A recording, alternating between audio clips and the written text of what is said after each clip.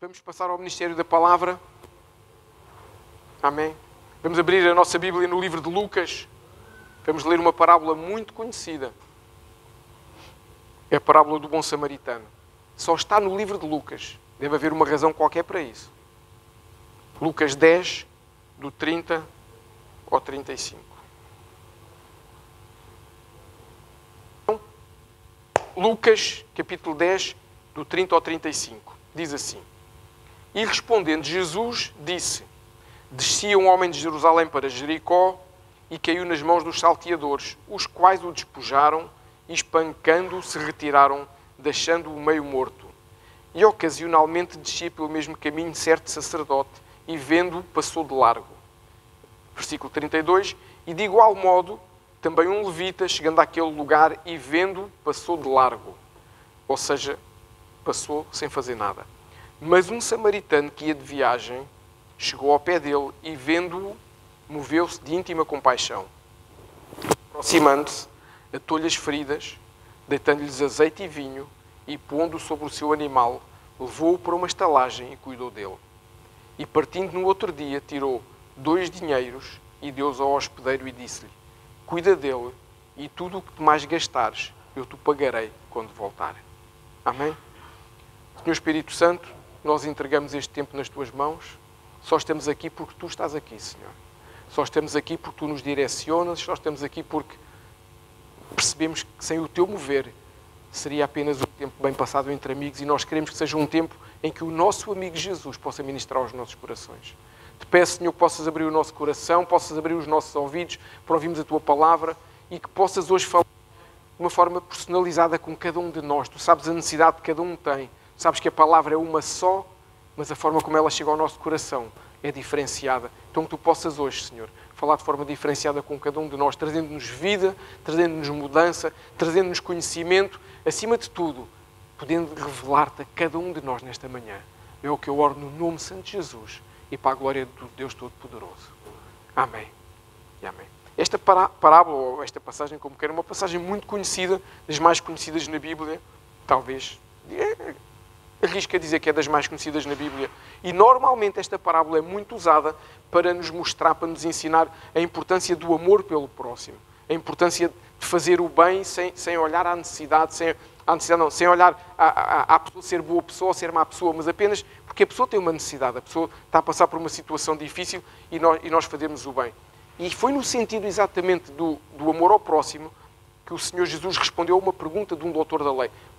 Deixem-me sugerir-vos que em casa leiam os versículos anteriores e vocês vão perceber que, mais uma vez, os doutores da lei, os fariseus, os religiosos, vamos dizer na nossa linguagem, os religiosos, os que não se movem por aquilo que Deus faz, mas ficam estritamente, criam doutrinas no seu coração, querem pôr Deus numa caixa. Deus só se move como eu quero. Deus só faz. Deus não cura ao sábado. Deus não...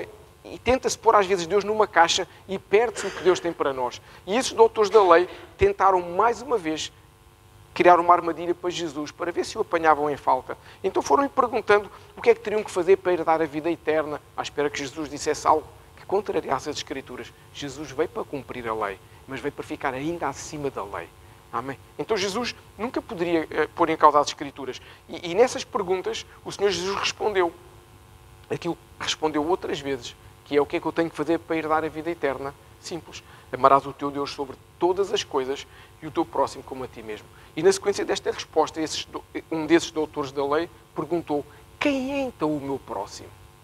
Estavam à espera que Jesus pudesse fazer alguma distinção entre a classe eclesiástica ou entre os pobres, porque Jesus amava estar com os pobres, ou que Jesus falasse dos pecadores. Estavam à espera de apanhar Jesus numa situação estranha. Mas Jesus não se deixa apanhar numa situação estranha. Então Jesus conta esta parábola para explicar, claro, o nosso próximo é todo aquele que está ao nosso redor. Porque os religiosos fazem distinção de pessoas. Os religiosos dizem que só este é que pode, só aquele é que pode, só o que veste aquela roupa é que pode, só o que põe aquela gravata é que pode. Mas Deus nos diz na nossa Bíblia que o Senhor não faz acepção de pessoas. O Senhor ama todos da mesma forma. A diferença é a forma como eu amo a Deus e a forma como eu chego a Deus. Mas o amor de Deus não muda se eu tenho mais cabelo ou menos cabelo, se eu sou mais forte ou menos forte, mais alto ou mais baixo. Isso não muda. Então, esta é a mensagem natural desta parábola. Se vocês já ouviram alguém que seja sério na internet pregar sobre esta palavra, mostrando a importância do amor pelo próximo, está certíssimo. Está correto. Agora, se nós olharmos de uma forma profética para esta palavra, se olharmos de uma forma profética para esta mensagem, percebemos que o que o Senhor Jesus tem para nós hoje, o Senhor tem para nós Arca, o Senhor tem para nós para a sua igreja, vai muito mais além do amor pelo próximo. Vai muito mais além do que somente percebermos a importância de fazer o bem, que é obviamente, um desiderato que nós devemos ter, porque o Senhor nos chama exatamente a isso. E eu creio que o Senhor nos vai mostrar hoje de uma forma nova, vai-nos ministrar algo muito interessante para nós. E, além do mais, eu de vez em quando falo desta ministração e acredito que alguns ficam um pouquinho a boiar porque não ouviram. Acho que é por isso também que o Senhor mandou repetir esta pregação. Esta pregação não, mas alguns tópicos. Nós podemos dizer que, profeticamente falando, esta parábola faz um resumo do que representa a Bíblia. Sei que agora está aí na cabeça aquela duvidazinha. Como é que em 6 versículos está aqui o resumo da Bíblia? Está. A Bíblia fala-nos de quê? A Bíblia fala-nos sempre do Deus poderoso. A Bíblia fala-nos do homem, fala-nos do pecado do homem e fala-nos do plano de Deus para resgatar a humanidade do seu pecado. Tudo o resto são pontos que nos vão fazendo ressaltar uma coisa ou outra para nos dar um enquadramento global das coisas. Claro, todos nós sabemos que hoje em dia temos carros elétricos, temos carros a combustível fóssil, temos carros a gás. Nós temos de ter um enquadramento. Se chegasse aqui alguém agora, imagina uma máquina do tempo, pensem assim, havia uma máquina do tempo, chegava aqui alguém de há 200 anos atrás, nunca viu um carro, nem eletricidade. Tínhamos que lhe dar o quê? Um enquadramento. Se não percebeu que era um carro, muito menos a discussão do elétrico, do não sei quê. A Bíblia tem muitos pontos que nos dão um enquadramento social, cultural e espiritual para nós podermos entender realmente o que Deus tem para nós. Mas resumindo, tudo está nesta parábola, tudo o que a Bíblia representa. Então, quais são os personagens principais desta passagem? Temos o samaritano, que até tem o nome, temos o sacerdote, temos o levita, temos o hospedeiro ou estalajadeiro, consoante as versões. Estas são as personagens principais. Então, e tu agora está a dizer assim, pastor, esqueceste do homem que foi maltratado, que foi roubado. Não esqueci. Só que essa personagem não é importante. Essa personagem teve que existir, mas não é importante. Claro que faz parte, senão a parábola não existia. Se não houvesse um homem que foi roubado, que foi maltratado, que foi saqueado, que foi ferido, obviamente não existia. Mas Jesus, porquê é que acham que Jesus fala de um homem, mas não especifica que homem é? Não diz nada sobre ele, não diz de que terra era. E na Bíblia muitas vezes fala-se da região, fala-se da origem. Através da origem percebemos muitas coisas. Por exemplo, o samaritano fala que é samaritano. Não diz que é um galileu, nem um nazareno. Não diz nada disso. Porquê é que este homem se mantém no anonimato? Porque podia ser qualquer pessoa, podia ser um de nós. Ou seja, Jesus está aqui a dizer que não é relevante para a mensagem profética nós sabermos detalhes sobre este homem. Precisamos saber o quê? Que lhe aconteceu algo que foi grave, que lhe aconteceu algo que fez com que alguém cuidasse dele. Agora, quem ele era não é relevante. O que é relevante é o que Jesus diz. Diz que este homem descia de Jerusalém para Jericó. Geograficamente falando, quem já esteve em Israel pode ter essa noção, senão a gente, as Bíblias mais compostas de concordância e não só têm mapas que nos ajudam a perceber a localização geográfica. Geograficamente falando, Jerusalém está numa localização mais elevada e Jericó está numa localização mais baixa. Geograficamente falando, é verdade, Jerusalém está mais em cima.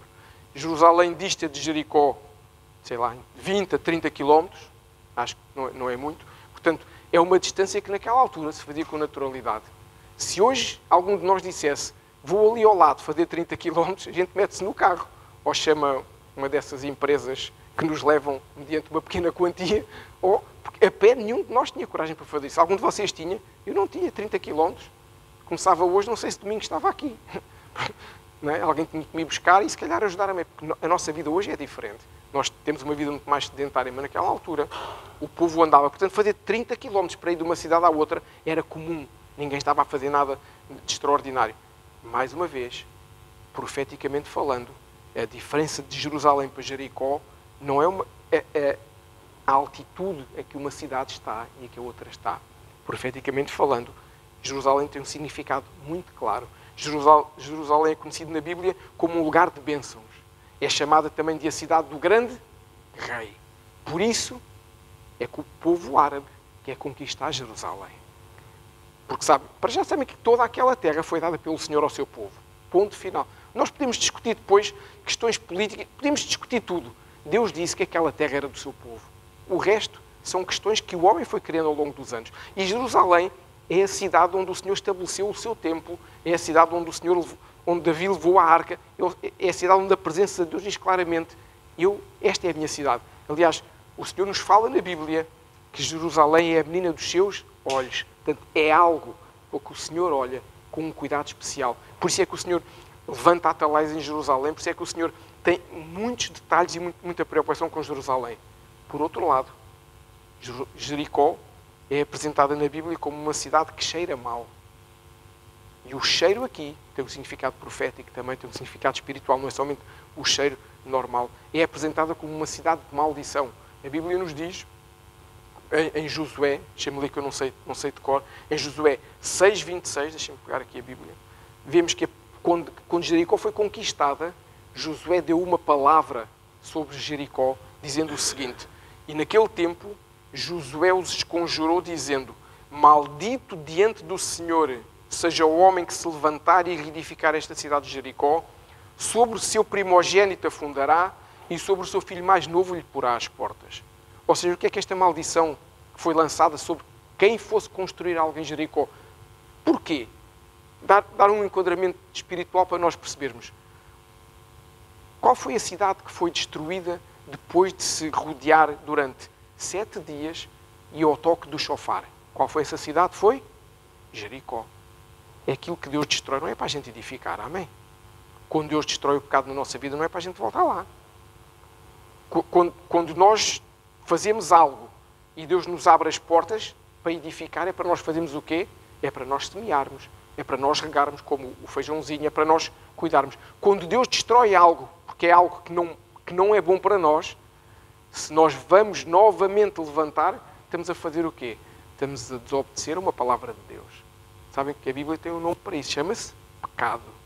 E o pecado da rebelião na Bíblia é comparado ao pecado da feitiçaria. E nós estamos a começar a subir uma escada que não nos vai levar para um sítio muito bom. Vai nos levar para um lugar onde a gente cai num abismo. Portanto, se Deus destrói Jericó, Josué confirma isso, então ele diz que quem edificar Jericó tem sobre ele uma maldição de desobediência. E depois nós vemos, no livro de 1 Reis, nós vemos que isso aconteceu porque houve um homem que ao construir Jericó, o seu filho primogênito morreu. E quando fez a última porta, o seu filho mais novo morreu. Portanto, isto é para nos mostrar o quê? Que Deus é mau, não que Deus é justo. Que a palavra de Deus não volta vazia. Quando nós ouvimos alguém dizer que a palavra de Deus não volta vazia, a gente só pensa nas bênçãos. É ou não é? E nas profecias. Deus diz, eis que o Senhor, aquelas palavras muito comuns, eis que o Senhor te diz que te vai trazer uma riqueza imensurável. Nós sabemos que a palavra de Deus não volta vazia, começamos a preparar os bolsos e a carteira. Não. Mas a palavra de Deus não volta vazia também para aquilo que a gente não gosta. Quando Deus dá uma palavra e uma direção, nós sabemos que ela se vai cumprir. Então, o que é importante aqui nós retermos é, sem sombra de dúvida, Jerusalém, lugar de bênção, Jericó, lugar de maldição. Jerusalém, lugar da provisão de Deus, Jericó, lugar da insuficiência, permitam-me dizer assim, da ausência da presença de Deus. São coisas que estão diametralmente opostas. E isto é importante porquê? Porque quando a Bíblia nos diz que um homem descia, como é que se diz? Eu já não falo às vezes o português correto. Se fosse o português daqui dizia, quando o homem descia, e vocês não percebiam, quando o homem descia de Jerusalém para Jericó, o que a Bíblia nos está a dizer é que há um homem que está a sair de um lugar de bênção, de um lugar da presença de Deus, a cidade do grande rei, para um lugar onde não tem a presença de Deus. Para um lugar que não é bom. Está a sair de um lugar que é bom para um lugar que não é bom. Pensa assim comigo. Alguém no seu perfeito juízo sai de um lugar que é bom para um lugar que não é bom? Não. Mas isso é o que fazem todos aqueles que estão cegos pelo mundo e que veem o imediato e não põem Deus no seu coração em primeiro lugar. E todos nós um dia já fomos assim. Todos nós um dia, na nossa caminhada, já fizemos coisas que nos tiraram do lugar da presença de Deus para o lugar onde Deus não está. O problema não é só esse. O problema é quando o nosso orgulho não nos deixa sair do lugar onde não há Deus. E o lugar de Deus está mesmo ali ao lado. E a gente mantém-se naquela, não porque eu sei tudo. Não porque eu sei tudo sobre a minha vida. Não porque eu faço o que eu quero, eu faço o que eu posso, eu faço o que eu entendo. E estamos em Jericó e Jerusalém aqui ao lado. E o que significa profeticamente é exatamente isto. É que alguém sai de um lugar de bênção para um lugar de maldição. Voltando atrás na Bíblia, nós temos aqui o exemplo de quem? Quem é que vivia num lugar de bênção que tinha tudo? Adão e Eva. Estavam no jardim do Éden, tinham tudo. Além de Deus, tinham tudo. Saíram do Éden, foram para o mundo. Trabalhar com dor. Adão trabalhava. A tua Bíblia, em algum lugar, diz que quando Adão tinha... Quantos animais há? Milhares de animais. Não vemos na Bíblia um único lugar onde diga assim Adão, a queixar-se. Deus, tu pediste-me para dar nomes aos animais. Isto nunca mais acaba. Ele estava feliz da vida. O trabalho, quando é um trabalho de Deus, é com alegria. Por outro lado, o que a Bíblia nos diz é que ele iria trabalhar, iria ter abrolhos, iria ter espinhos, iria ter dores, iria sofrer, a mulher iria ter dores. Tudo porquê? Porque se sai do lugar de bênção para o lugar da maldição. Quando nós saímos do lugar de Deus para o lugar que não tem Deus, a dor é algo que nos acompanha. A tristeza é algo que nos acompanha. Se o arrependimento nos acompanhar também, nós podemos tocar o coração de Deus novamente. Arrependermos dos nossos pecados e voltarmos. Caso contrário, vamos ficar ali convencidos que somos os tais, mas vivendo uma vida absolutamente contrária àquilo que nós poderíamos ter. Então, este caminho simboliza o quê? Simboliza a trajetória de declínio da humanidade. É uma descrição do que aconteceu à humanidade que estava bem e que pecou. A humanidade foi criada para ter relacionamento com Deus. A humanidade foi criada e estabelecida por Deus para ficar num lugar de bênção. Deus não criou aquele jardim porque não havia uma razão para isso. Deus criou aquele jardim porque era um lugar... Pensem bem, o homem a partir dali iria fazer tudo aquilo que Deus fez e cada vez mais ele ia avançando, avançando, avançando e era a bênção. Onde o homem chegasse havia a bênção de Deus. Mas como o homem peca e cai, onde o homem foi, vai o pecado e vai a ausência de Deus. E Deus não quis isso para o homem. Então, mas como o homem escolheu o pecado, isso levou a este lugar de maldição. Mas Deus nos diz que Ele elaborou um plano para que isso acontecesse. O plano de resgate da humanidade. E nós percebemos isso também através dessa parábola. Este homem, voltando aqui a este homem anónimo, diz-nos a Bíblia que neste caminho, ou seja, vejam bem, ele não tinha sequer chegado a Jericó. Okay? Ele estava no caminho. Quando lá chegasse, com certeza aquilo também não seria nada bom. A Bíblia nos diz que neste caminho o homem foi atacado. Não foi apenas roubado. Foi atacado fisicamente. Os salteadores fizeram-lhe mal. Tal como a humanidade. A humanidade foi roubada, mas também foi atacada. Tu e eu, um dia, vivíamos num lugar que não era bom, onde éramos atacados e onde éramos roubados. Éramos roubados nas finanças, éramos roubados no nosso relacionamento familiar, éramos roubados em nós próprios, que não tínhamos paz, não tínhamos descanso, vivíamos completamente sobressaltados. E quando escolhemos viver em Jesus, claro que há problemas, mas temos essa paz que o Senhor nos diz em Filipenses, que excede todo o entendimento, que nos guia, que nos ajuda, que nos dá o enquadramento a nós humanos necessários para termos paz e descanso. E o homem, a partir do momento em que decidiu pecar, perdeu os privilégios que tinham com Deus. A Bíblia nos mostra que Deus tinha relacionamento com Adão e Eva, que Deus gostava de estar com eles, que foi por isso que Deus criou a humanidade, para ter relacionamento, para ter conversas, para ensinar, para poder mostrar o seu amor a toda a hora. Vejam bem o que nós, humanidade, perdemos por causa de uma decisão errada que foi sair do lugar de bênção para o lugar de maldição. Sempre que nós decidimos sair do lugar onde Deus nos coloca, lugar de bênção, para fazermos as coisas que nos passam pela cabeça, nós perdemos todos esses privilégios que Deus nos vai dando.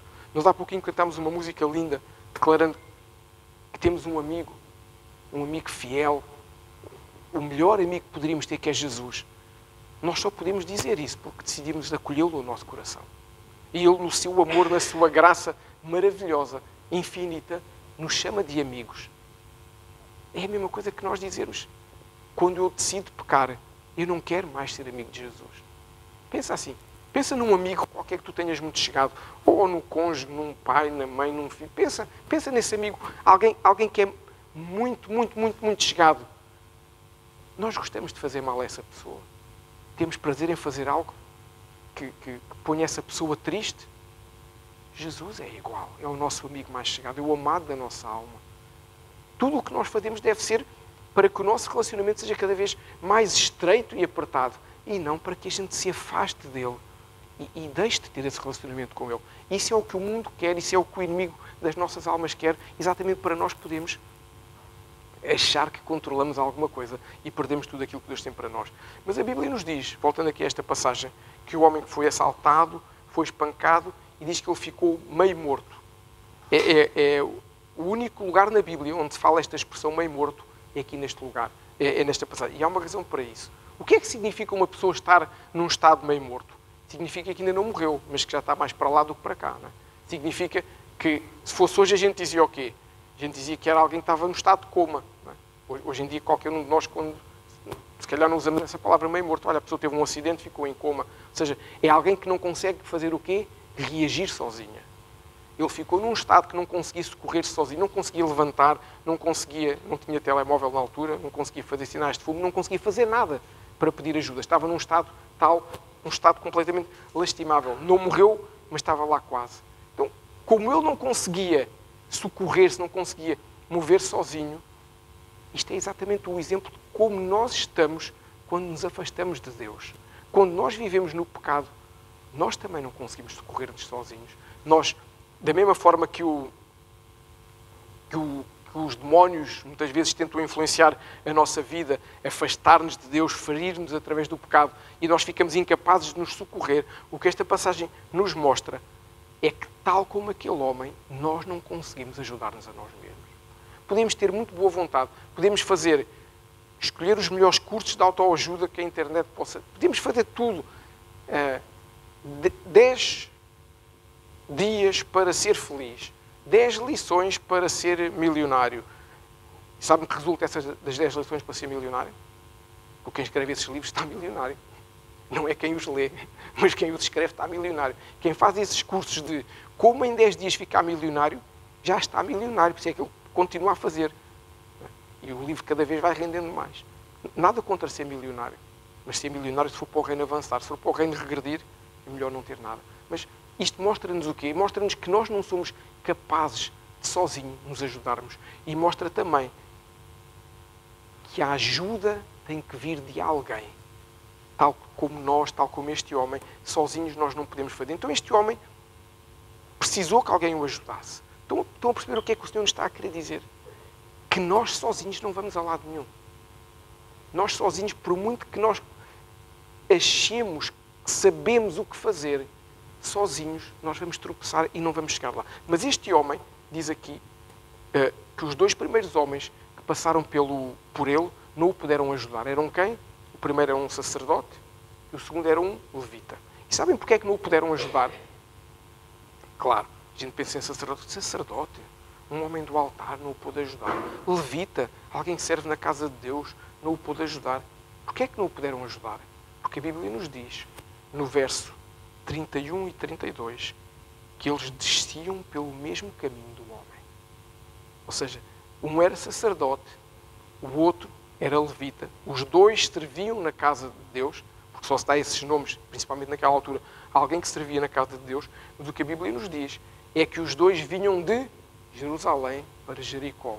Os 2 vinham de um lugar de bênção para um lugar de maldição. Ou seja, os 2 tinham o quê? É a mesma vida infeliz que o outro. Só que tinham uma máscara também bonita.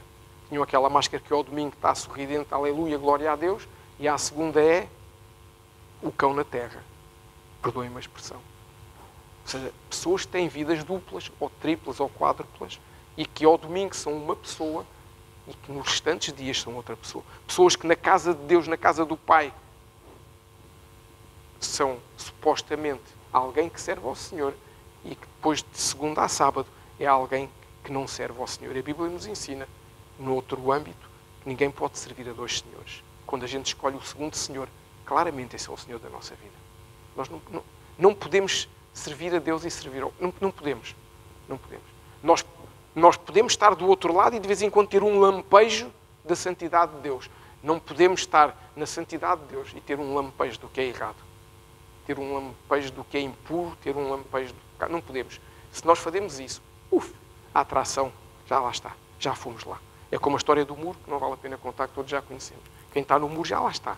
Não precisou de cair. Já está, já escolheu estar no muro. Então, estes dois homens encontraram o homem, mas não puderam fazer nada. E isto é um alerta para nós. Para nós hoje, homens e mulheres que escolhemos seguir Jesus, um alerta para nos dizer o quê? Eu tenho que cuidar para não cair. Eu tenho que cuidar para não sair do lugar da bênção para o lugar da maldição. Nenhum de nós, a Bíblia não garante a nenhum de nós que se nós não cuidarmos da nossa vida espiritual, nós garantimos que ficamos. A Bíblia nos diz o quê? O que é que o Senhor Jesus nos ensina na oração mais famosa do mundo, conhecida pelo Pai Nosso? Que nós temos que diariamente orar.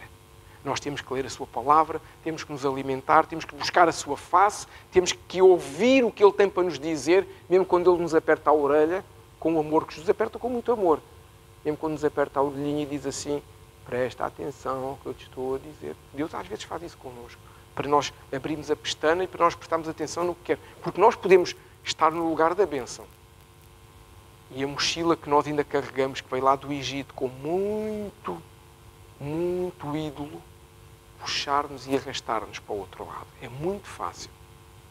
Nós temos que ouvir sempre a voz de Deus. Então, estes homens estavam nesta circunstância. Estes homens encontraram o homem e não puderam fazer nada. Então, se o homem caído representa a humanidade, os outros dois, claramente, nós sabemos que são humanos como nós, são pessoas que um dia estavam bem e que entraram em declínio. Quem é a figura que pode simbolizar o samaritano, profeticamente falando? Pergunta dos 10 centavos, que esta é fácil, João. Só pode ser Jesus. Claro que o samaritano, o bom samaritano. Eu só faço as perguntas dos 10 milhões quando são coisas difíceis. Esta João, lamento imenso, mas são só 10 centavos. Só pode ser Jesus. O bom samaritano não pode ser outro. Porquê? Deixa-me ver com detalhe esta personagem de samaritano. O que é um samaritano? Comecemos por aí. O samaritano é alguém que é natural de Samaria. O que era essa região de Samaria? Que é importante nós percebermos. Quando nós estudamos a Bíblia, nós percebemos que antes da nação de Judá ter sido levada em cativeiro, sabe aquela a separação que houve, mais uma vez, por causa de interesses pessoais, e a nação de Judá foi levada em cativeiro pela Síria, e a Síria tomou conta de Samaria. E a Síria, aquele país que hoje está completamente destruído lá, não é? Infelizmente, já foi um país muito forte, já foi um reino muito forte. E a Síria toma conta de Samaria, e a Síria tinha uma estratégia quando se embarcava, quando aprisionava uma região. A Síria tinha uma estratégia para controlar essa região. Eles eram inteligentes, eles não eram parvos. Aliás, ninguém constrói impérios se for pouco inteligente. Então, qual era a estratégia que eles tinham? Eles normalmente faziam o que se chama uma repovoação da localização, uma repovoação geográfica. Ou seja, eles traziam povos de outros lugares, neste caso, traziam povos de outros lugares e colocaram-nos em Samaria. E levaram pessoas de Samaria para outros lugares. Ou seja, eles misturavam os povos. Qual é a vantagem, como uma cultura opressora, qual é a vantagem de fazer isso? De misturar as culturas? As pessoas ficavam mais enfraquecidas. Se eles ficassem fechados no seu território com um invasor, era fácil tentar pensar numa estratégia para lutar. Era fácil criar uma célula de resistência e lutar contra o invasor que era a Síria. Era fácil começar a fazer ataques, era fácil começar a... Agora, eles estavam misturados. Eles tinham gente de outras nações ali ao lado deles. Tinham gente que não falavam a mesma língua. Isto, além de lhes tirar o poder, algum poder de alguma força bélica, também trazia um desânimo brutal, porque eles ficaram, os pais numa região, os filhos no... É muito complicado. Isto era uma estratégia que resultava. E quando eles faziam isto, eles enfraqueciam a identidade dos samaritanos. Neste caso, estamos a falar dos samaritanos, além de serem controlados, eles eram enfraquecidos na sua identidade. Por isso, ao longo da história, depois nós vemos, lembram-se daquela passagem de Jesus no poço, em que estava uma mulher samaritana? A mulher samaritana estranhou que Jesus lhe fosse falar, porque os judeus não falavam com os samaritanos e os samaritanos não falavam com os judeus. Tinham um ódio uns dos outros. Porquê? Os samaritanos achavam que o templo era deles, o templo estava construído em Samaria é que era, os judeus achavam que era o templo de Salomão, mas tirando essas questões havia ali uma questão religiosa. Para o judeu, o samaritano não era judeu, porque já tinha sido mesclado com as outras populações todas, com as outras raças todas. E o samaritano, para as outras raças todas, para os gentios, também não era considerado gentio. Portanto, os samaritanos era como se fosse alguém que não era nem amado pelo povo judeu, antes pelo contrário era odiado, e não era amado pelos outros. Porquê? O povo judeu dizia, vocês estão misturados. Se fosse hoje a gente dizia que era xenofobia, na altura a Bíblia não dizia isso. Eles odiavam-nos porque eles não eram puros como eles, não eram o povo de Deus. E os outros diziam, não, vocês estão arrasados de judeus. Não queremos nada com isso porque eles, se puderem, vêm e conquistam a nossa terra. Ou seja, eles estavam ali naquela circunstância em que era uma mistura de judeu e gentio. Ou seja, para o judeu o samaritano era gentio e para os gentios o samaritano era judeu. E nenhum dos dois lados aceitava, porque eles eram exatamente essa mistura dos dois povos. Então, quando profeticamente o Senhor Jesus nos diz lá, em João, aqui ele se identifica profeticamente como samaritano. Quando o Senhor diz lá em João, ele veio para os que eram seus, mas os seus não o receberam. E depois diz, mas todo aquele que queria no Filho, nós conhecemos isso, está lá em 1 João 11, 12. Quando o Senhor Jesus está a dizer isso, o Senhor está-nos a dizer o quê? Está-nos a dizer que eu não vou ser recebido por uns nem por outros, tal como os samaritanos. O Senhor Jesus está a dizer ali, através do Evangelho de João, da mesma forma que o samaritano não é bem recebido em nenhum lado, eu não vou ser bem recebido por vocês, mas os gentios também não me vão querer receber. Para vocês eu vou ser um profeta, não vou ser o Filho de Deus, e para os gentios eu vou ser um profeta, alguém que faz milagres, mas também não me vão olhar como Filho de Deus. Então Jesus está-se a colocar exatamente através do livro de João como o samaritano. É forte se nós pensarmos em Jesus desta forma. Nós conhecemos o fim da história, sabemos qual foi o plano de Deus para Jesus, mas põe-te um pouquinho nos pés de Jesus, nos sapatos de Jesus. Jesus cuidava de toda a gente. Jesus ajudava. Jesus fazia milagres. Jesus curava. Jesus fazia tudo. E o povo não o aceitava como sendo o Filho de Deus. Acredite, eu acredito, que trazia alguma dor ao coração do Senhor Jesus. Da mesma forma, quando nós fazemos alguma coisa errada, isso entristece o coração do Senhor Jesus. Mas nós percebemos também que quando Jesus se afastava mais um pouco, os outros também não o recebiam, também não o reconheciam. Exatamente como o samaritano. Então nós temos aqui o pormenor de Jesus, através desta passagem, usar a figura do samaritano para falar de si. Porquê? Porque mesmo sem ser aceite pelo homem, pela raça do homem que foi maltratado e atacado, mesmo sem ser aceite, Jesus, o bom samaritano, oferece ajuda ao homem que está meio morto. Nenhum dos outros ofereceram ajuda, mas Jesus vem e oferece ajuda a esse homem.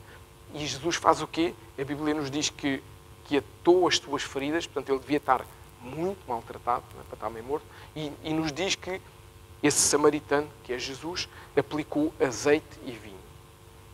Mais uma vez aqui, confirma que o samaritano é Jesus, porque azeite e vinho são duas figuras fortes de redenção. Quando na Bíblia se fala de azeite e vinho, estamos a falar de redenção. Qual foi o primeiro milagre que Jesus fez? Transformou água em vinho.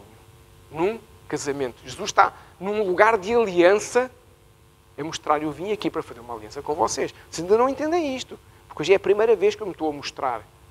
Mas eu estou a fazer uma coisa que não é possível ninguém fazer, só Deus.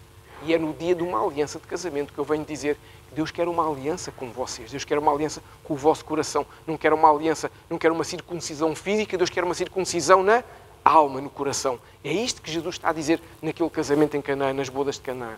Por isso o Senhor usou aqui o azeite e o vinho, porque o azeite e o vinho falam da ação do Espírito Santo que está presente na redenção, na regeneração da nossa vida. Amém?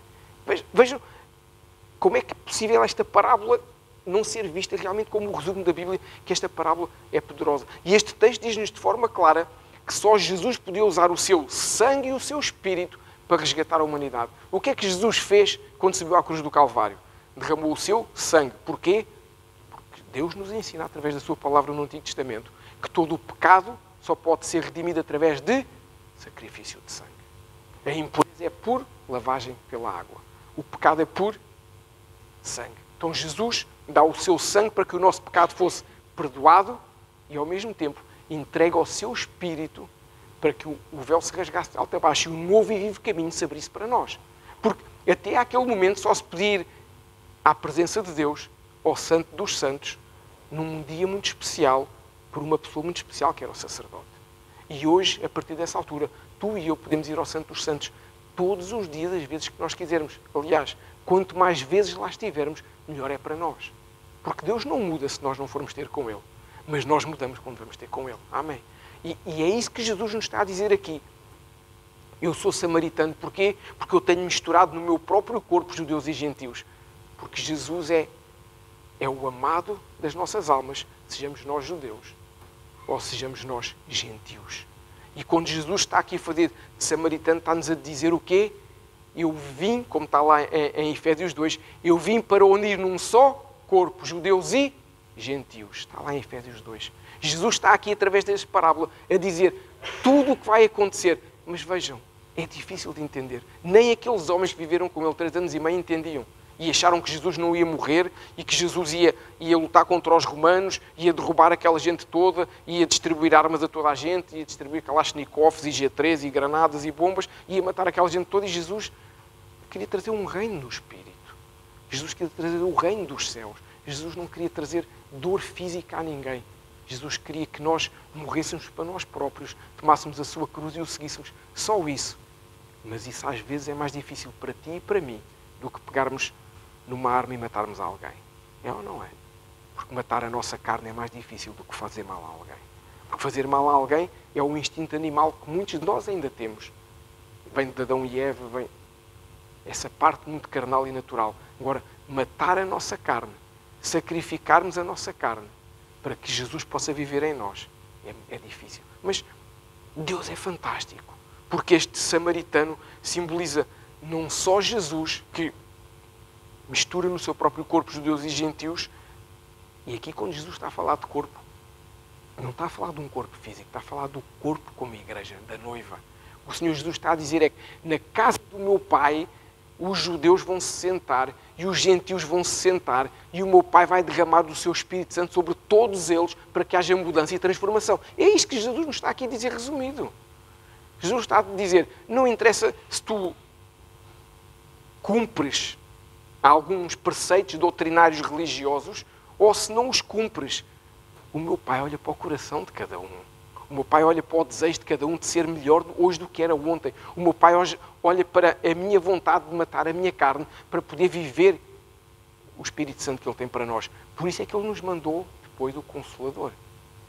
Porque se nós não estivéssemos preparados para isso através do seu sacrifício, não valia a pena vir o Espírito Santo. Porque nós não tínhamos capacidade, continuávamos a ser homens e mulheres naturais e o Espírito Santo, Deus não iria fazer nada na nossa vida. Iria passar por nós como uma pessoa que é simpática, agradável, mas não ia mudar a nossa vida. Mas a partir do momento em que nós dizemos, não, eu quero ser diferente porque o sacrifício de Jesus me permite isso, então é possível isto acontecer. Mas como eu estava a dizer, este homem, este samaritano, este Jesus maravilhoso, não só faz algo ali, fisicamente naquele homem, mas marca um tempo. E marca um tempo que marca um tempo de mudança da humanidade.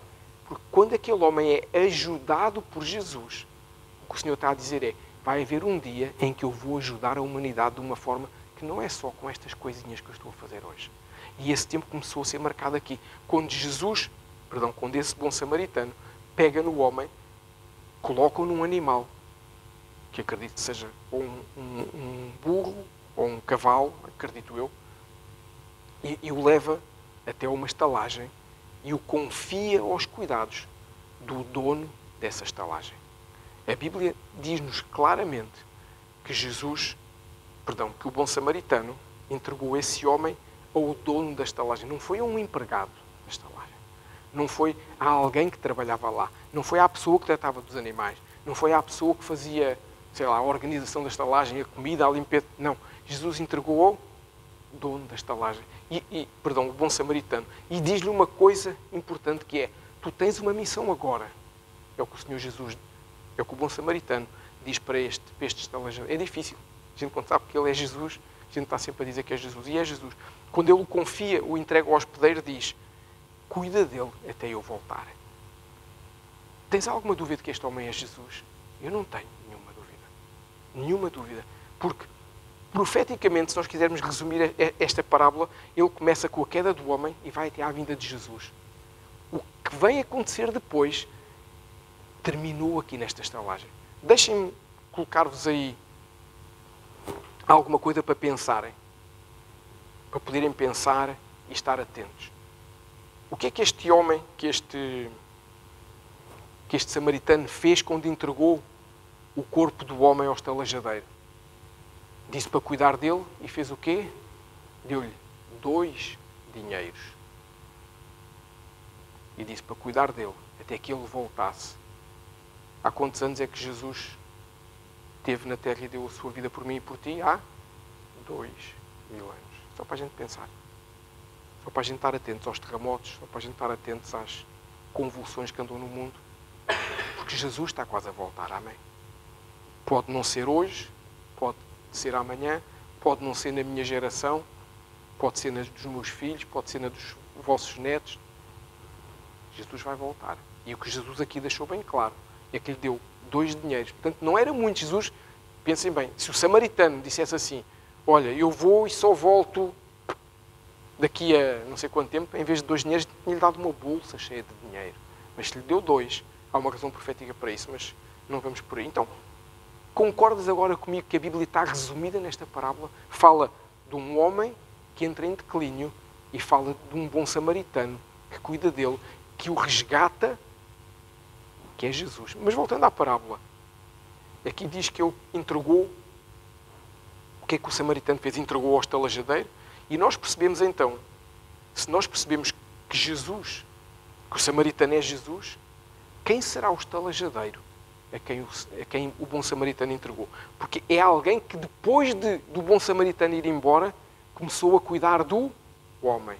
Começou a cuidar das suas feridas físicas, da alma, do espírito. Foi dando o alimento que ele precisava, foi usando azeite, usando vinho, usando outras coisas. O estalajadeiro foi terminar o trabalho que o bom samaritano fez. O bom samaritano fez o quê? Não deixou morrer. Podemos dizer assim, o bom samaritano deu vida ao homem, entregou-o numa estalagem. E o estalajadeiro cuida dele. Quem é este estalajadeiro? Agora é que é a pergunta dos 10 milhões. Quem é? O Senhor Jesus nos diz: convém que eu vá, eu não vos vou deixar sozinhos. Vou-vos enviar o Consolador. Vou-vos enviar o Espírito Santo de Deus. Então, este estalajadeiro é o Espírito Santo, o nosso fiel e doce Espírito Santo. O Kadosh do Senhor é este estalajadeiro. Aquele que cuida, aquele que ama, aquele que fala. Porque Jesus fez... Nunca dizer que o sacrifício de Jesus não é importante. Mas Jesus fez uma coisa e passou agora o trabalho, a missão para o outro, que é o estalajadeiro. Então, o Espírito Santo é fundamental para que aquele homem recupere, é fundamental para que tu e eu recuperemos das coisas que nós fomos sofrendo e podermos o quê? Podermos estar prontos para quando o bom samaritano voltar, porque ele vai voltar. Ele disse que iria voltar. Então, o estalajadeiro tem que cuidar de nós, o Espírito Santo tem que cuidar de nós. Eu atrevo-me a dizer, não existe vida cristã sem a poderosa ação do Espírito Santo nas nossas vidas. Nós podemos fazer muita coisa, mas se não tivermos aquela parceria com o Espírito Santo, que eu estou sempre a falar, parceria é, se eu peço ajuda para alguém levar esta mesa comigo, eu não fico de braços cruzados enquanto alguém leva a mesa. Se eu peço ajuda a alguém para levar esta mesa comigo lá para dentro, eu pego de um lado e a outra pessoa pega do outro. O Espírito Santo é uma pessoa, é a terceira pessoa da Trindade. Não é um vento, embora por vezes se movimente como um vento. Não é uma língua de fogo, embora tenha aparecido como uma língua de fogo. É uma pessoa, tem sentimentos como tu e eu, tem vontade própria. É Ele que ativa os seus dons em nós, conforme lhe apraz. Então, quando eu preciso, quando eu entendo da necessidade de ter essa parceria com o Espírito Santo, é quando eu deixo o estalajadeiro tomar conta de mim. É quando eu deixo que Ele cuide das minhas feridas. Por isso, vida cristã que nos traga maturidade e crescimento só acontece se nós deixarmos o Espírito Santo fluir na nossa vida. Se não deixarmos o Espírito Santo fluir na nossa vida, nós vivemos uma vida... Não estou com isto a dizer que não vamos para o céu. Estou a dizer é que não usufruímos de tudo o que Deus tem para nós. Porque o que a Bíblia nos diz é que quem aceita Jesus como seu Senhor e seu Salvador, quem decide, quem renuncia a uma vida de pecado, quem cumpre os princípios bíblicos que o Senhor nos ensina, cumpre os critérios, por assim dizer, para poder ir para o céu, ser recolhido pelo Senhor um dia. Mas a Bíblia tem muito mais para nós do que somente isso. É eu passar ao lado de uma vida de sucesso com Jesus. Não estou a falar de sucesso, de importância. Uma vida de maravilhas com Jesus. A vida de abundância que o Senhor Jesus diz que tem para cada um de nós. Eu vim para que tenham vida e vida em abundância. Jesus mentiu alguma vez na vida dele? Não. Então, se Jesus diz que tem para ti e para mim uma vida com abundância, e se ainda não a temos, a culpa é de quem? Do G. Do G, eu, não é do G. Jesus não tem culpa nenhuma. Sou eu que não estou a fazer a minha parte. Sou eu que não estou a deixar o Espírito Santo mudar a minha mente.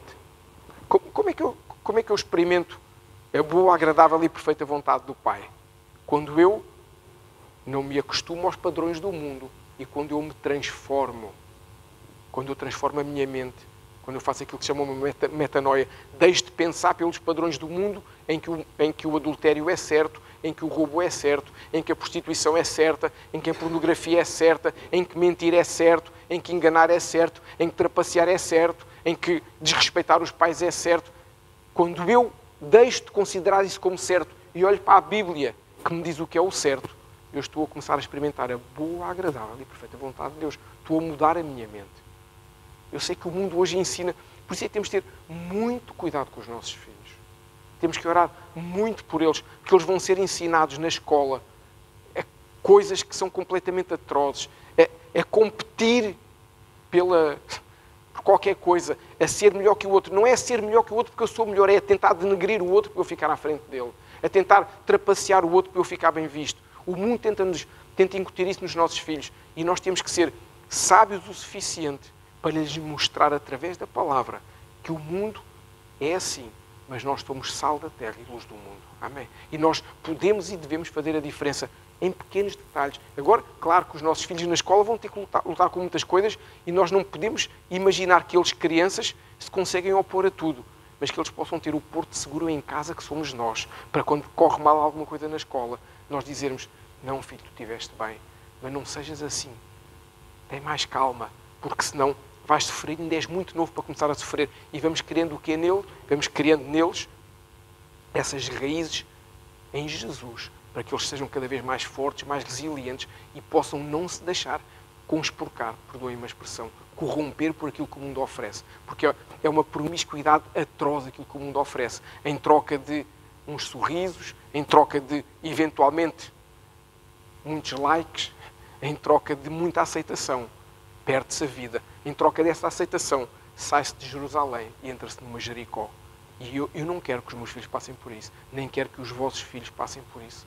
Porque são estas crianças que são a nossa geração seguinte. Então nós temos que perceber que este hospedeiro está a concluir o trabalho que Jesus começou. E Jesus não terminou. Este Espírito Santo, que na tua e na minha vida está a fazer alguma coisa, tem um lugar para cuidar de nós, que se chama uma estalagem. O que é isso, profeticamente falando? O que é esta estalagem? É a igreja. Por isso é que é importante estarmos numa igreja. Quem era? O samaritano levou o homem para uma estalagem, entregou ao dono. Se o dono é o Espírito Santo, quem é o dono da igreja? É o Espírito Santo. Então a casa onde nós somos cuidados, onde nós somos amados, onde nós somos acarinhados, onde nós somos também afiados, ferro no ferro, que a Bíblia nos diz isso, para mudar o nosso temperamento, para mudar o nosso caráter, não a personalidade. A personalidade a gente tem é que pôr às vezes, em alguns, um pouquinho de adoçante, para não ficar tão grumal disposto, e noutros, tirar um pouquinho de açúcar, senão fica muito diabético, é demasiado doce, e ficar mais equilibrado, não é? Para a gente ficar todos mais equilibrados. E isso é o nosso relacionamento como irmãos, que acontece, que nos vai aguçando o ferro com o ferro. Então, a igreja é fundamental. Por isso nós estamos hoje aqui. Por isso nós decidimos fazer coisas que envolvam a nossa vida de forma a termos tempo e disponibilidade para estar numa igreja. A igreja, claro, não estou a falar das quatro paredes, embora seja importante essa, a parte da organização. A igreja, enquanto organismo vivo, é aquilo que nos traz crescimento. A igreja, enquanto organismo vivo, é aquilo que nos traz mudança. A igreja, enquanto organismo vivo, é aquilo que nos ajuda a perceber que é mais fácil eu estar junto e avançar do que eu estar sozinho e avançar.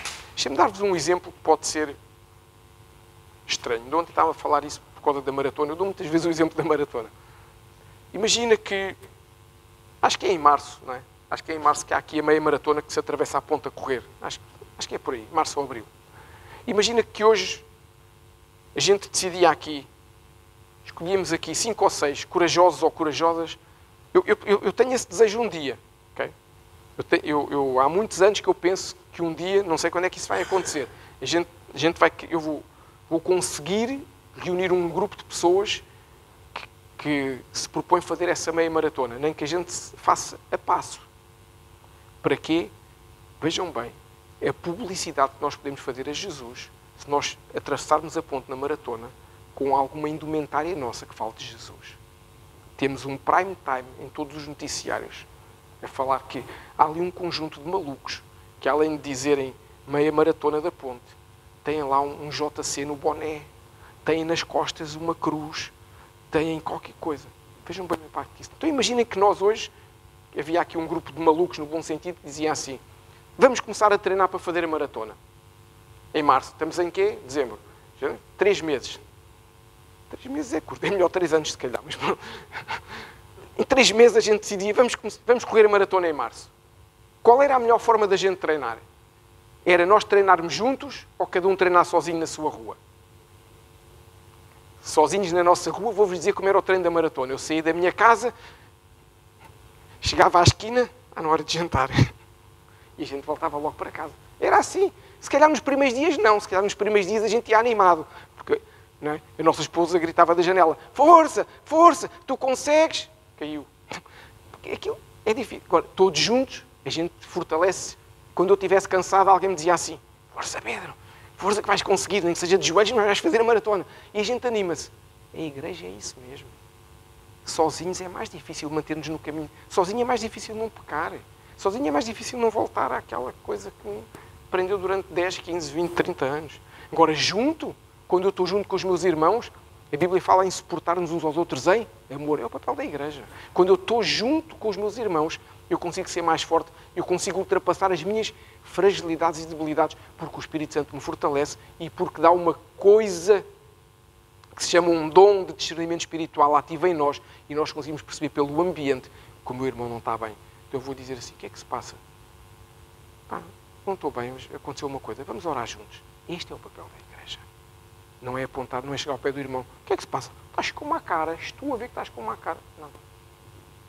Eu aprendi na igreja onde eu nasci, com o pastor que me pastoreou durante muitos anos, eu aprendi que o papel da igreja não é apontar o dedo para ninguém. Quando nós apontamos o dedo para alguém, nós temos 3 dedos apontados para nós. A gente não nasceu para apontar dedos a ninguém. Jesus não aponta dedo a ninguém. Jesus dá a mão. O papel da igreja é esse, dar a mão. Estás mal? Anda. A gente abraça, a gente ama, a gente cuida, porque o Espírito Santo nos ensina a cuidar e nos ajuda a cuidar. Esse é o papel da igreja. Mas para isso nós temos que fazer o quê? Temos que buscar a presença do estalajadeiro.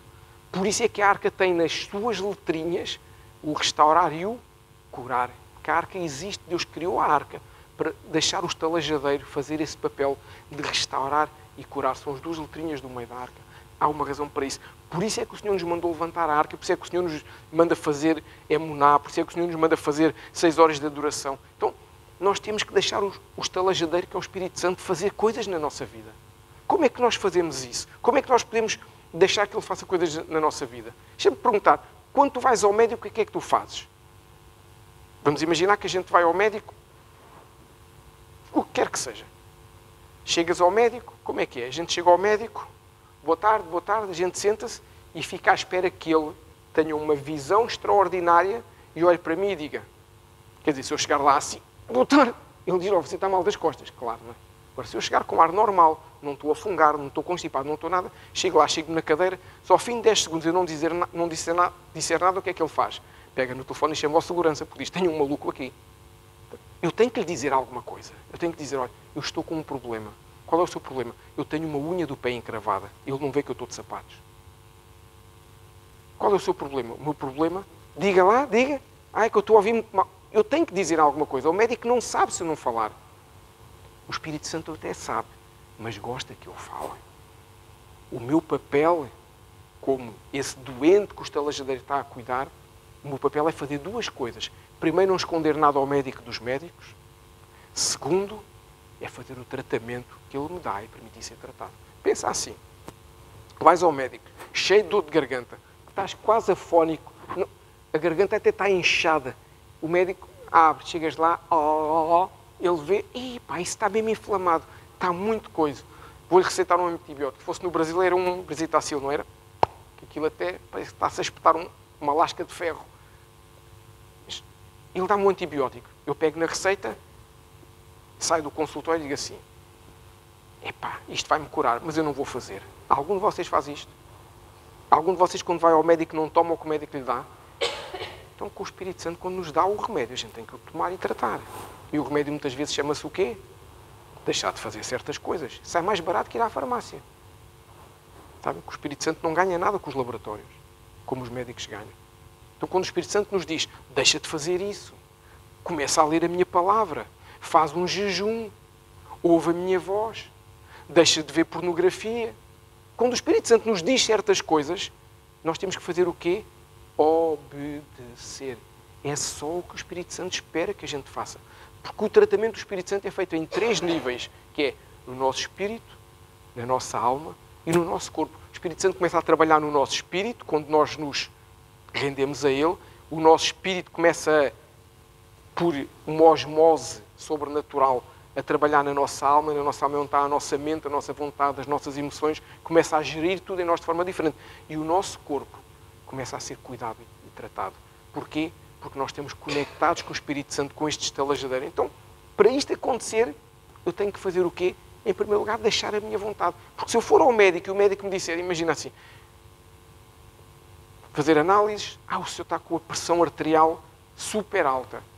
A forma que tem de baixar isso é tomar estes comprimidos e deixar de pôr sal na comida.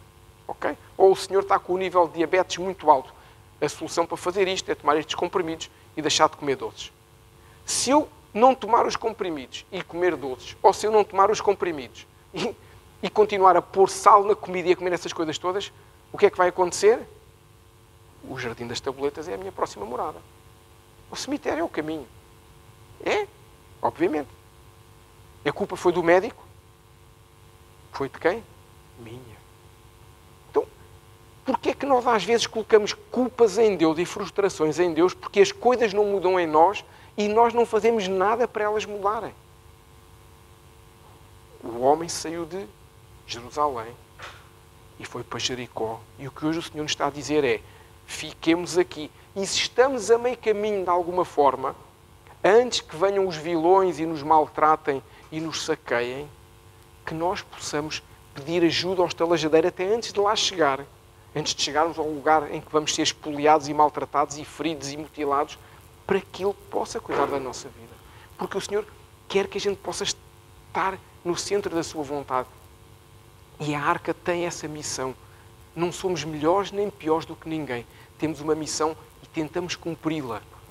A pior coisa, para mim, do meu ponto de vista, que pode acontecer numa empresa, é a missão de uma empresa ser apenas ganhar dinheiro. Por isso é que há empresas que se tornaram famosas no mundo todo, porque ganham dinheiro, mas têm prazer em atender bem os clientes. Aquelas que só querem ganhar dinheiro, é uma questão de tempo para serem ultrapassadas por outras que vão oferecer a mesma coisa, mas vão oferecer bem. Deixa-me dar um exemplo, fazer publicidade aqui. Na pandemia nós percebemos que eram as empresas que atendiam bem as pessoas online e que aquelas só queriam ganhar dinheiro. Era a diferença entre nós encomendarmos uma coisa e demorar 3 meses para chegar ou encomendarmos uma coisa online e no dia seguinte estar em casa. O Espírito Santo não quer ganhar nada connosco. O Espírito Santo tem prazer em nos mudar, tem prazer em que a gente possa saber como fazer as coisas e ser transformados. E a Arca não é uma empresa, mas a Arca é uma igreja que tenta cumprir a sua missão. Não colocamos nada à frente. E uma das palavras-chave que a Arca tem é nós sermos curados para podermos curar outros. Porque nós, quando somos mudados e transformados, é difícil que os outros que nos conhecem não sejam impactados. E o que o Senhor nos está a dizer hoje, o Senhor hoje nos diz que nós estamos na estalagem certa, com o hospedeiro que Ele enviou. Alguns de nós estamos a ser tratados e trabalhados. Então, o que o Senhor hoje nos está a dizer é: vem-te apropriar dessa promessa de cura que eu tenho na minha palavra. Eu tenho uma promessa de cura e de restauração para cada um de nós. Então, o que o Senhor nos está a dizer é: vem até mim e diz: Senhor, esta área da minha vida não está bem. O meu casamento não está bem. O meu relacionamento com os meus filhos não está bem. O meu relacionamento com os meus pais não está bem. A minha vida secular não está bem. A minha vida contigo, Deus, não está bem. O que Deus hoje está a dizer é: fala comigo, enumera as coisas que tu sabes que não estão bem. Que as que tu não sabes, eu te faço lembrar. As que tu não sabes, eu te mostro quais são elas. E eu vou cuidar de cada um desses detalhes. O que Deus está a dizer hoje através do seu Espírito Santo e desta passagem é: eu vou cuidar de cada um desses detalhes. Eu creio numa igreja viva, numa igreja dinâmica, onde os milagres acontecem, onde as curas acontecem, onde os prodígios acontecem, onde as maravilhas acontecem. E nós temos visto isso. Mas nós temos que nos dispor a que Jesus possa fazer algo na nossa vida. Nós temos que dizer: ei, eu estou aqui, Senhor. Sozinho não sou capaz. Vem e faz em mim. Fui saqueado, fiz errado, me perdoa, me arrependo e me deixa ir para os teus braços novamente, que é nos teus braços que eu tenho sossego, é nos teus braços que eu tenho descanso, é nos teus braços que eu tenho paz, porque és o meu amigo mais fiel. É isso que hoje nós precisamos de nos deixar levar pelo Espírito Santo, no bom sentido. Então, o que eu peço é que a gente possa ficar de pé, que a gente possa orar, que a gente deixe o Espírito Santo ministrar-nos através do louvor, através da música, mas acima de tudo, quem não conseguir ficar de pé, não é preciso, pode ficar sentado. Mas, acima de tudo, que nós possamos fechar os nossos olhos e abrir o nosso coração. Nós não temos que abrir os nossos olhos e fechar o coração, é ao contrário. Que a gente pense que o nosso amigo mais fiel está aqui connosco. E Ele nos traz esse estalajadeiro, esse Espírito Santo maravilhoso para cuidar de nós. Fecha os teus olhos enquanto nós oramos. Senhor Espírito Santo, eu entrego a vida de cada um dos meus irmãos nas tuas mãos, Senhor. Nesta manhã, Senhor, nós declaramos que um dia nós estávamos no lugar de bênção, mas um dia também já estivemos no lugar da maldição. E tu, Senhor Jesus, nos tiraste esse lugar de maldição. Então eu oro, Senhor, para que toda a ferida que nós temos, toda a dor que nos foi causada, tudo aquilo que nos impede às vezes de voltar para esse lugar contigo, tu tens cuidado de nós. Então eu te peço que hoje nesta estalagem, que é a tua igreja, Senhor Espírito Santo, vem cuidar da minha vida, vem cuidar da vida dos meus irmãos, vem curar o que tem que ser curado, vem restaurar o que tem que ser restaurado. Deus, eu oro, eu declaro hoje, nós abrimos o nosso coração perante Ti, Senhor Jesus. Nós abrimos o nosso coração para que Ele possa ser trabalhado, Ele possa ser tratado, Ele possa ser curado. Senhor, nos rendemos a Ti, porque às vezes nós estamos vivos, mas somos mortos-vivos, porque já estamos mortos por dentro, Senhor. Estamos mortos na nossa mente, estamos mortos no nosso coração, Senhor. Então eu oro para que hoje nos tragas vida, Senhor. Que venhas fluir na nossa vida, trazendo-nos vida, trazendo-nos direção, trazendo restauração. Senhor, nós nos rendemos aos Teus pés nesta manhã, Senhor. Senhor Espírito Santo, és bem-vindo neste lugar. Ouve o clamor de cada um de nós. Ouve o clamor que cada um de nós tem para Ti. As nossas necessidades, as nossas fraquezas, as nossas falhas, até o pecado que alguns de nós temos hoje para apresentar nas Tuas mãos. Que nós possamos ir, Senhor, hoje ao Teu trono, Senhor. Apelar para a Tua graça, apelar para o Teu favor, apelar para o Teu amor, para que possa vir vida sobre cada um de nós nesta manhã, Senhor. Eu oro, meu Deus, apresentando a minha vida nas Tuas mãos, a vida de cada um dos meus irmãos, apresentando cada casamento, apresentando cada casa, apresentando cada família, apresentando os filhos e os netos que não estão aqui, Senhor. Apresentando, Senhor, todo aquele que é a nossa geração. E hoje te peço que possas vir sobre cada um de nós. Muda a nossa mente, Senhor.